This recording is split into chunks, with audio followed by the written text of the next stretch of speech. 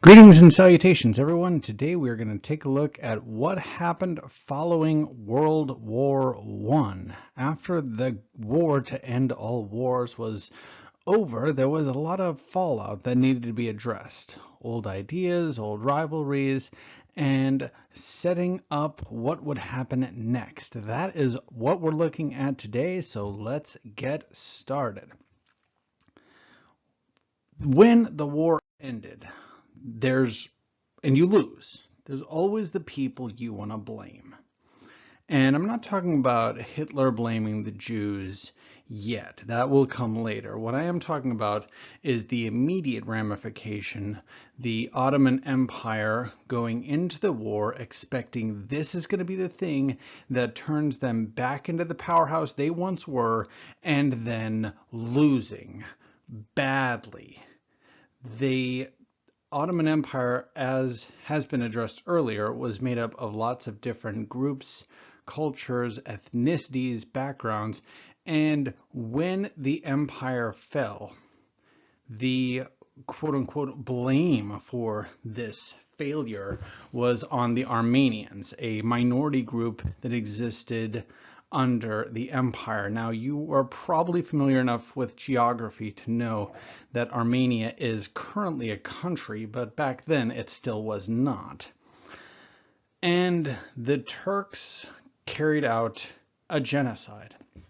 This was the first modern genocide. We have seen genocides in history before now, so this is not the first genocide ever, but this was the first modern one, and that it happened after 1900. A genocide, a textbook definition that you should be able to rattle off, is the mass killing of a specific group of people who share a common cultural or social or religious hegemony. Well, that's a word that's a lot more fun to read than it is to say. It was horrible. It was terrible.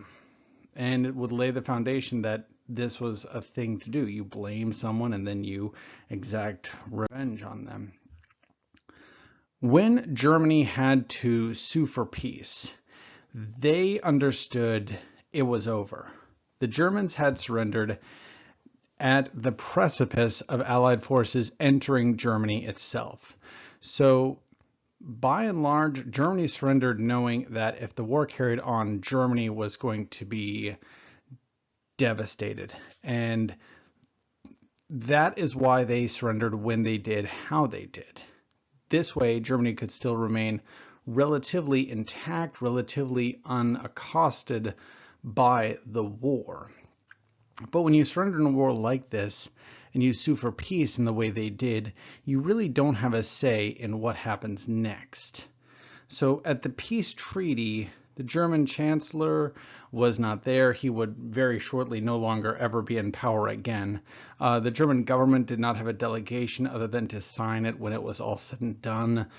There were three people who really dominated the peace treaty process, and this treaty was the Treaty of Versailles. It was the American president, Woodrow Wilson, the British Prime Minister, David George, and the French Premier, which is like a president, George Clemenceau. Now, the French wanted retribution for this. Most of the fighting had been done in France. The French had lost millions of people fighting this, and in the end, they believe, hey, we won, so we get some extra stuff. The French had wanted revenge from the Franco-Prussian War from 1870, the one where the French lost the territories Alsace and Lorraine, and they viewed this as the best opportunity for them to take whatever they want. Wilson is there because Woodrow Wilson, American president, had come up with the 14 points, a progressive attitude to how the world should look on the other side of the war. And the Germans really liked how the 14 points looked because it applied to all nations, not just them.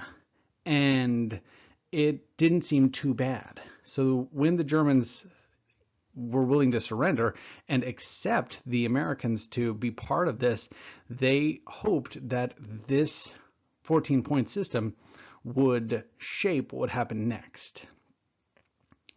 Germany wouldn't be proven very wrong. Their old allies were gone. The Austro-Hungarian Empire did not exist after this. The Ottoman Empire did not exist anymore. Germany was the power in play still. And that's why I'm referencing Germany so much more than any of the other nations. Now, the full 14 points, I'm not going to go into for time, but this is really the highlight of it.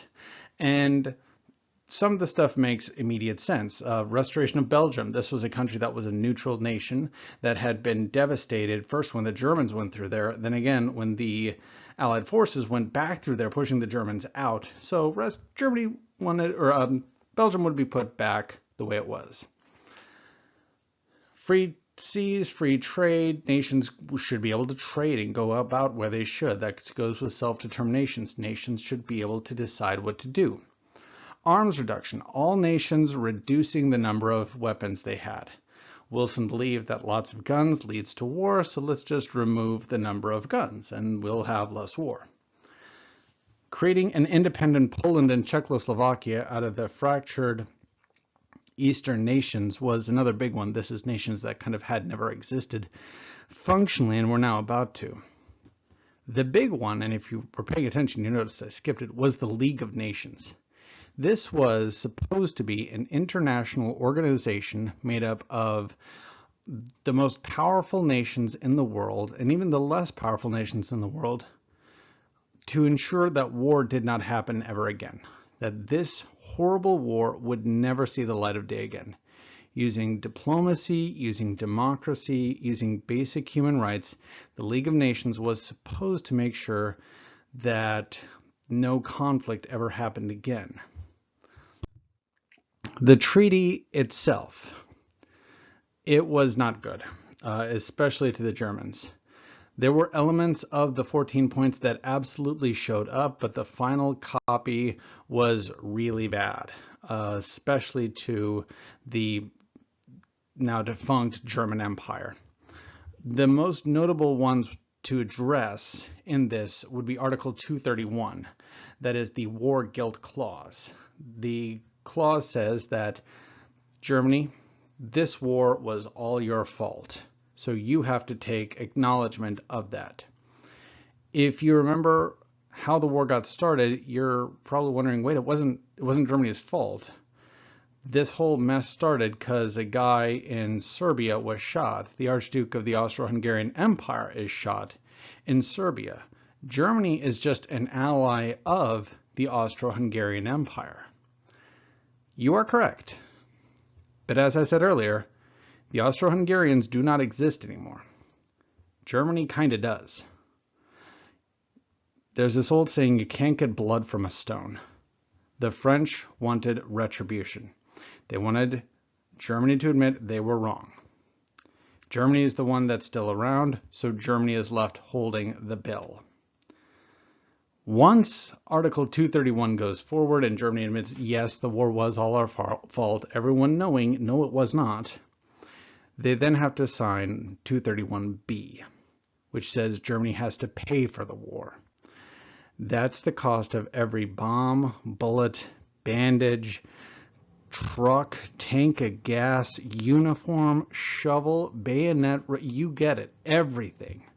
A total cost of $135 billion. Now, in 1918, when the war ends, and in 1919, when this treaty is ultimately signed, $135 billion is so outrageous of a figure, no one can even wrap their head around it. It would be like ransoming $100 trillion now. It's so much money, you can't even put your head around it. It took the German government more than 90 years to pay that back. They only very recently, in the early 21st century, actually did pay all this back. And as you can imagine, these things, the way that the Germans are kind of left holding all of this, is going to really lead to some failings in the German government and some hurt feelings and some animosity and, well, the rise of Nazism. Big impacts to take away from the Treaty of Versailles. Number one, the Austro-Hungarian Empire, the German Empire, the Ottoman Empire, the Russian Empire, they will no longer exist. The Western empires that do survive, the British Empire, the French Empire, those are going to be significantly weaker. We're going to see some new nations that are going to come in. At the very least, we see Yugoslavia, Poland, Czechoslovakia, and there's more on a map just a few slides away. Italy switched sides in 1917 when it was very clear that the Italians were not going to be on the winning side. They changed sides, and they did this hoping first off to be on the winning side when the war ends, and they were, but they assumed they were going to get something out of the Treaty of Versailles. They were going to get some land, they were going to get some territory, they were going to get a chunk of Germany or something. That didn't happen. And it didn't happen because, well, the British and the French and the Americans, they knew that which side the Italians fought on prior to the war. And just because you change sides near the end does not mean automatically you're given anything. And the Italians are going to remember that too. All the stuff that we see come out of the Treaty of Versailles, first off, if you are part of a defeated nation state, the Austro-Hungarians, the Germans, the Russians, if you had overseas colonies and territories, they are now gone. You have lost them completely. Germany had to admit the war was all their fault, then pay for the war. And when Wilson said nations should disarm, this was a good idea and very popular. However, Germany was the only nation that had to do this. And this was huge. They went from having millions of soldiers to legally not being able to have more than like 15,000 soldiers.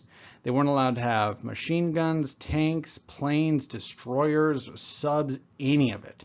So all these weapons of war that the Germans had created, and created extremely well, were destroyed. There's film footage of planes that are just pulled into fields and then all set on fire. There's footage of these giant battleships that are pulled into the North Sea and then sunk. It's mind-boggling to see this kind of just destruction of weapons affecting exclusively one nation. And the Germans remember this and think, well, this isn't fair. Why are we the only ones who have to do this? The Rhineland, a territory in Germany near the French border that has a lot of industry and resources, that is going to be occupied by the French. And all the stuff that can be produced out of that stuff now goes to the French. This is not popular in Germany for probably the obvious reasons. Mandates are going to be established in the Middle East. This is going to specifically deal with all those nations that chose to help England win the war. Now that the Ottomans are gone, what are we going to do with all these new nations? Because England is still an empire and isn't willing to just say, okay, you're free, go do your stuff. We'll address that in just a minute. And finally, the League of Nations. It was created out of the Treaty of Versailles. It was the crowning point of the Wilson's 14 points, and it did make its way in there. The realities to this, though, is when Wilson brings the treaty home, he takes it before the Senate. Now, the president cannot sign a treaty. That is constitutional law. He takes it to the Senate. The United States Senate rejects the Treaty of Versailles, refuses to sign it at all. We never joined it. We never signed the Treaty of Versailles, so we do not join the League of Nations. Americans were disillusioned that we had gone into this war, believed we didn't need to be there, and didn't want to get involved in potentially further wars. So the League of Nations was supposed to be this force that could make sure war did not happen again. But without the United States acting as one of the principal backers and supporters of it, the League of Nations became a political organization that could only send out angry letters and wave a finger when something bad happens. And yes, you know, bad things are going to happen. The Germans are really bitter over the fact that the treaty has treated them so poorly, and we'll see the rise of Adolf Hitler and Nazism out of this. In Asia and Africa, a lot of these colonies had been promised, hey, if you help the British Empire or the French Empire win then we're going to view with favor you being free. We're going to seriously think about you being free, and then that never happens. So no surprise, there's this big independence movement. It's actually a series of them that are going to move forward from that. This map right here really highlights what shaped up and what changed across Western Europe during this time. The map on the left shows the 26 different nation states that made up this region. The map on the left, or the map on the right, shows what happened afterwards. We see the number goes from 26 nation states to 38. Some nations are going to completely disappear. Some nations are going to be carved up into a lot of little pieces. Some nations lose a lot of land. This is a big holy cow, look at that moment. And in the Middle East, after the Ottoman Empire collapsed, these new nations are going to slowly start to exist. And the territories that are going to be created, and before they're really nations yet, they're considered mandates. They were supposed to be territories ruled over by the League of Nations. And as you can imagine, these are groups and peoples that had fought the Ottomans for the past 800 to 900 years, looking for freedom and political independence. And they finally are free from the Ottomans, and they learn they've been traded just a different master, someone who is even more far away and cares about the region unilaterally as opposed to independently. And this led to a lot of upset peoples, a lot of upset problems, and a lot of things that will not be resolved until the other side of the next World War, which is another 30 years down the line. Well, that's the end of the war. Now, as you can see, looking at this, there's a lot of stuff that happened and a lot of takeaways that occurred. Hope you learned something new today. I'll see you next time.